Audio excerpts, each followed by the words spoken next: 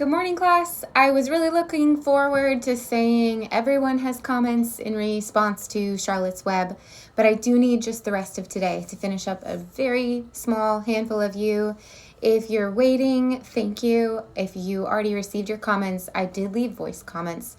You guys basically wrote essays in response to Charlotte's Web, and so that just takes a little bit longer because I really want to honor the amount of time that you poured into that.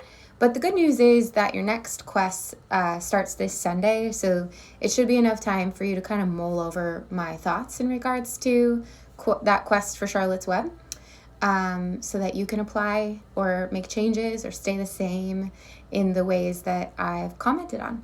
And you can reach out and ask me any questions if you have them. Once I finish up Charlotte's Web today, it should be really easy for me to crank through and just check everything else you guys have been doing and give you lots of green dots for completing levels and even rainbows to indicate all the treasure. And I just want to say anecdotally that you guys are such an amazing group. And when I open up my gradebook, I'm just overwhelmed by all of the progress. And when I'm looking at your work in the discussion boards, my heart is overflowing with gratitude for your investment in the learning. I love teaching a class where it feels like there's just learning happening and I don't have to, prod or beg or any of that stuff. So it's just really, really exciting, especially pairs nicely with the good weather taking place outside. So this week, write your replies for level 7 wordless picture books. I think wordless picture books are so cool. I'm hoping you guys are finding neat stuff there as well, or just new stuff. And if you don't like wordless picture books, that's okay too. Speak your mind.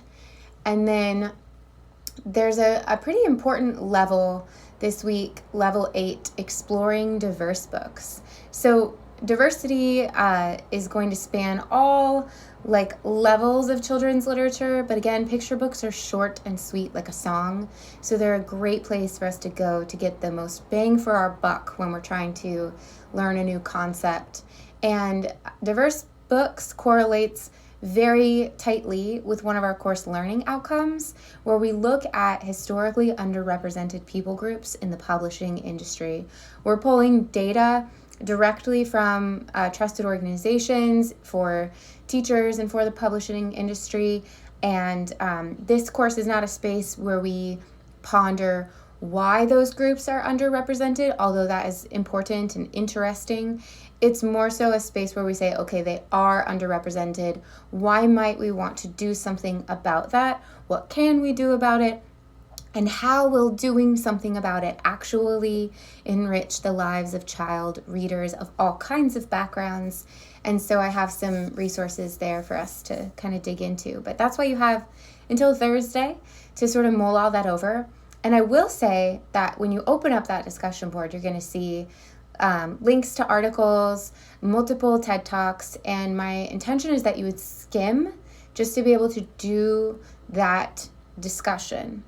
And then you can come back to those materials for the quest that I'm giving you a link to preview, Quest 3, Dear Someone. And that Dear Someone project isn't due for, I think it's 2 weeks from now. So you're going to do these diverse book recommendations. Next week, you're going to read House on Mango Street. And after all of that, you'll finish Dear Someone. But I wanted you to kind of know what that was because it's running in the background. So again, make your diverse book recommendations via level 8 on Thursday, reply to each other by Sunday, and then share an original post for the House on Mango Street. Just like Charlotte's Web, your original post doesn't require you to really read. For this one, I did ask that you read, I think it's like a 2-page, maybe 3-page first chapter and look at the cover, but 30 minutes, an hour at maximum.